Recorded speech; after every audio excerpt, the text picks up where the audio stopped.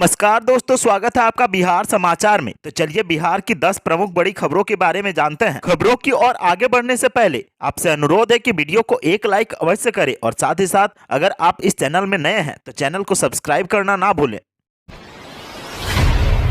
बिहार में 5 इंजीनियरिंग कॉलेजों का उद्घाटन। मंत्री सुमित कुमार ने बताया, राष्ट्रीय स्तर के सुविधाओं के साथ होगी पढ़ाई। जी हां, बिहार के मुख्यमंत्री नीतीश कुमार ने सोमवार को वर्चुअल तरीके से 5 इंजीनियरिंग कॉलेजों के कैंपस का उद्घाटन किया। 446 करोड़ रुपए की लागत से इन सभी 5 इंजीनियरिंग कॉलेजों का निर्माण किया गया है। बिहार के विज्ञान एवं प्रौद्योगिकी विभाग के मंत्री सुमित कुमार ने कहा है कि इंजीनियरिंग के विद्यार्थी राष्ट्रीय स्तर के सुविधाओं के साथ पढ़ाई करेंगे। उन्होंने कहा है कि कई और अभियंत्रण महाविद्यालयों एवं पॉलिटेक्निक संस्थानों में छात्रावास निर्माण और अरवल पॉलिटेक्निक संस्थान के लिए भवन निर्माण की आधारशिला रखी गई है। बिहार के विज्ञान एवं प्रौद्योगिकी विभाग के मंत्री सुमित कुमार ने बताया है कि किशनगंज, अररिया, मधेपुरा, पश्चिम चंपारण और गोपालगंज अभियंत्रण महाविद्यालय कैंपस का मुख्यमंत्री नीतीश कुमार ने वर्चुअल तरीके से सोमवार को उद्घाटन किया। इन कॉलेजों के निर्माण पर 446 करोड़ रुपये खर्च किया गया है। सुमित कुमार ने बताया है कि इसके अलावा कई और अभियंत्रण महाविद्यालयों एवं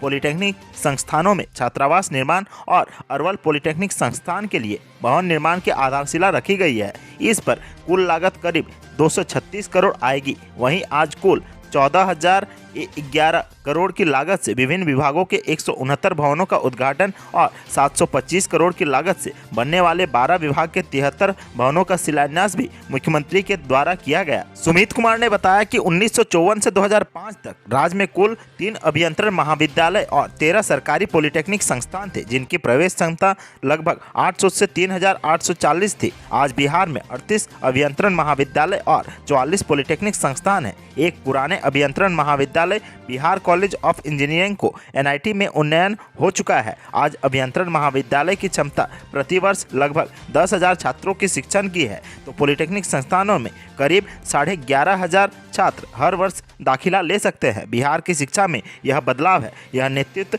दूरदर्शी दृष्टिकोण से ही संभव है।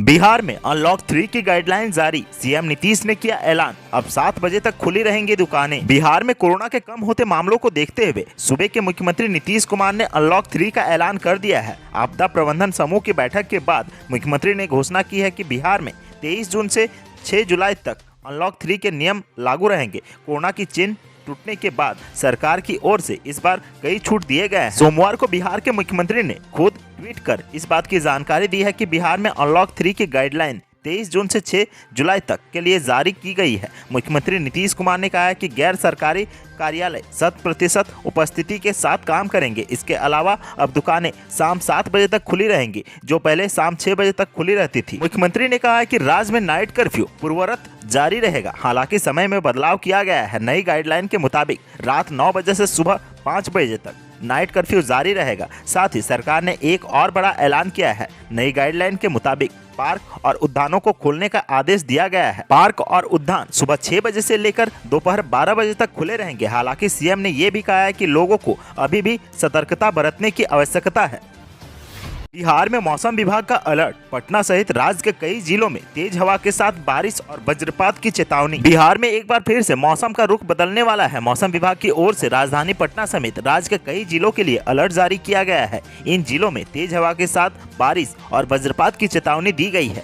मौसम विभाग के मुताबिक पटना, बक्सर, भोजपुर, गया, अरवल, जहानाबाद और नालंदा के कुछ भागों में अगले 1 से 2 घंटों में बादल गरजने के साथ बिजली गिरने और हल्की से मध्यम वर्षा होने की संभावना है। पटना मौसम विभाग की ओर से जारी अलर्ट के अनुसार इन जिलों में बारिश और वज्रपात के साथ साथ 30 से 40 किलोमीटर प्रति घंटे की गति से तेज हवाएं चलने के भी अनुमान है। प्रशासन ने सभी संबंधित जिलों में आपदा को लेकर पूरी तरह से तैयार रहने को कहा गया है। मौसम विभाग के मुताबिक बिहार में मानसून पूरी तरह से एक्टिव हो गया है, जिसका काफी असर भी दिख रहा है। राज्य में अब तक सामान्य से ज्यादा बारिश हो चुकी है। मौसम विभाग का कहना है कि बिहार के सभी क्षेत्रों में मानसून की सक्रियता जारी है। ज्यादातर जिलों में मध्यम स्तर में बारिश दर्ज की जा रही है। कुछ स्थानों पर भारी बारिश हो रही है।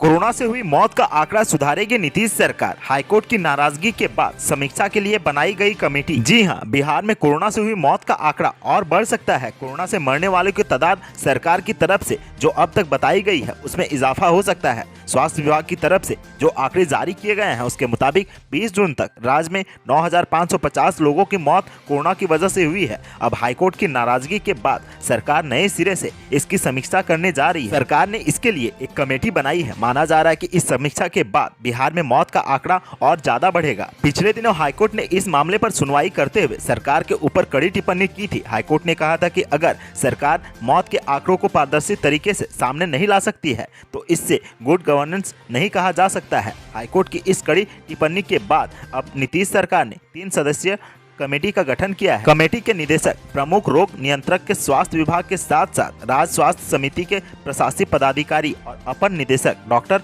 अंजनी कुमार शामिल है। यह कमेटी 7 जून से पहले कोरोना से हुई मौतों के उन आवेदनों की समीक्षा करेगी जो जिला स्तर के कमेटियों के मौत के आंकड़े अपडेट करने की तारीख के बाद मिले हैं।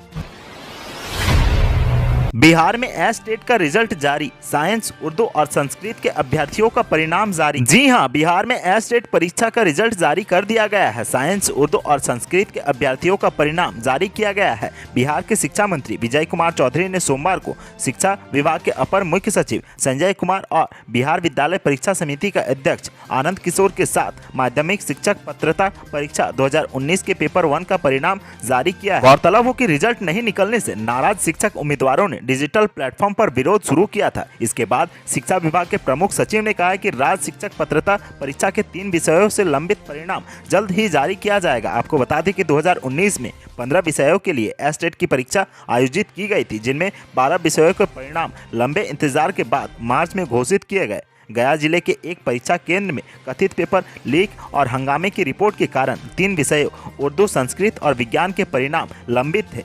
दरअसल एस्टेट की परीक्षा जनवरी 2019 में आयोजित की गई थी। गया के एक परीक्षा केंद्र पर हंगामा करने के आरोप में 106 अभ्यर्थियों को परीक्षा से निष्कासित कर दिया गया था, जिसके बाद परीक्षा को ही कैंसिल कर दिया गया और दोबारा सितंबर में परीक्षा आयोजित की गई। फिर परीक्षा से निष्कासित परीक्षार्थी पटना हाईकोर्ट चले गए। उनकी याचिका पर पटना हाईकोर्ट ने आदेश दिया कि निकाले गए परीक्षार्थियों को भी परीक्षा ली जाए। ये सभी उर्दू, संस्कृत और विज्ञान विषय के अभ्यर्थी थे, जिनका रिजल्ट अब जारी कर दिया गया है।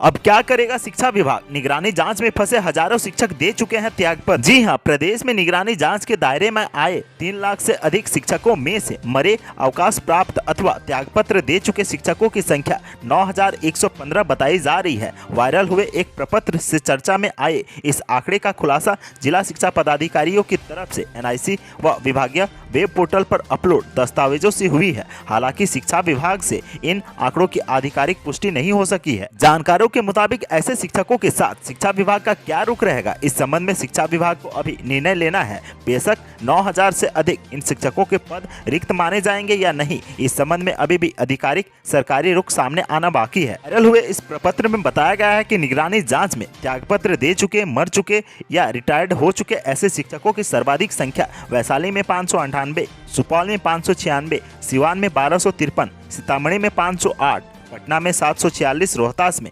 467, मुजफ्फरपुर में 746, लखीसराय में 482, जमुई में 500 और नालंदा में 382 है।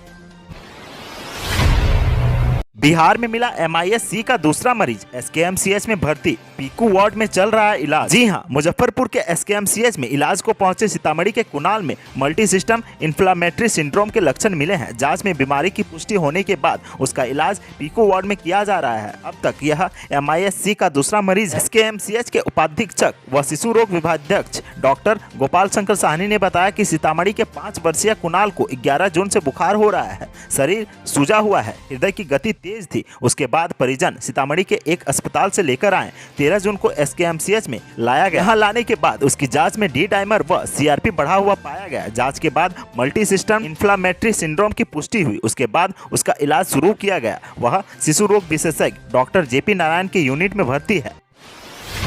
बिहार में दरोगा से SP तक की होगी ग्रेडिंग, शराब तस्कर पर कार्रवाई करने वालों को मिलेगा सबसे बेहतर अंक। जी हां, बिहार सरकार ने पुलिस विभाग में ग्रेडिंग की नई व्यवस्था की है। इस ग्रेडिंग परीक्षा में दरोगा से SP तक को शामिल किया गया है। कहा जा रहा है कि राज्य में शराबबंदी को प्रभावी बनाने के मकसद से यह ग्रेडिंग प्रणाली लागू की गई है। इसी कारण शराब की ज्यादा से ज्यादा बरामदगी और शराब तस्करों को सख्त से सख्त सजा दिलवाने वाले अधिकारी को सबसे अधिक अंक मिलेंगे। 100 अंकों की इस परीक्षा ग्रेडिंग में कुल 7 मानक निर्धारित किए गए हैं। तय 7 मानकों में शराब की बरामदगी से लेकर उसे नष्ट करने, पुलिस जांच के तरीके और सजा दिलाने तक मॉनिटरिंग की जाएगी। सबके लिए अलग अलग नंबर निर्धारित किए गए हैं। बिहार में डॉक्टर और नर्स समेत 30,000 पदों पर बहाली, बम्पर वैकेंसी निकालने की तैयारी में स्वास्थ्य विभाग। बिहार में हेल्थ डिपार्टमेंट की वैकेंसी का इंतजार कर रहे युवाओं के लिए खुशखबरी है। स्वास्थ्य विभाग बहुत जल्द अब बड़े लेवल की नियुक्ति करने वाला है। कोरोना के दूसरे लहर के लगभग शांत होने के बाद अब सरकार ने संभावित तीसरे लहर के लिए अपनी तैयारी तेज कर ली है। कोरोना के दूसरे लहर के दौरान ही स्वास्थ्य विभाग ने खाली पड़े सीटों को भरने की कवायद तेज कर दी है। सूबे के स्वास्थ्य मंत्री के अध्यक्षता और विभाग के अपर मुख्य सचिव की मौजूदगी में करीब 30,000 रिक्त पदों पर नियुक्ति को हरी झंडी मिल गई है। कोरोना संक्रमण काल के दौरान बिहार के अस्पतालों में कर्मियों की कमी काफी अधिक महसूस हुई। सरकार ने इस बीच सीधे इंटरव्यू के जरिए स्वास्थ्य कर्मियों की तैनाती शुरू कर दी। डॉक्टर व नर्स समेत कई पदों को जिला स्तर से भरा जाने लगा। इसी बीच अब जब कोरोना का लहर थोड़ा कम हुआ है तो सरकार के पास अपनी कमियों को पूरा करने का मौका मिला है, तो इसकी तैयारी में भी स्वास्थ्य विभाग जुटा है। पटना भाजपा कार्यालय में रविशंकर प्रसाद व डिप्टी सीएम समेत कई दिग्गजों ने किया योग। वर्चुअल माध्यम से जुड़े 1000 लोग। जी हां, बीते सोमवार को योग दिवस के मौके पर सभी जगहों पर लोग योगा करते नजर आए। इस क्रम में बिहार के सियासी गलियारे में भी योगा की उपस्थिति रही। पटना के बीजेपी कार्यालय में अंतर्राष्ट्रीय योग दिवस मनाया गया, जिसमें केंद्रीय मंत्री रविशंकर प्रसाद व डिप्टी सीएम तारकिशोर प्रसाद, मंत्री नितिन नवीन, जनक राम समेत कई सियासी दिग्गज शामिल रहे। इस दौरान हजारों लोग वर्चुअल माध्यम से उनके साथ जुड़े और योगा करते नजर आए। तो आज के सुर्खियों में बस इतना ही। बिहार से जुड़ी खबरों के लिए सब्सक्राइब करें हमारे चैनल को और साथ ही साथ अपने दोस्तों और रिश्तेदारों में शेयर जरूर करें। धन्यवाद।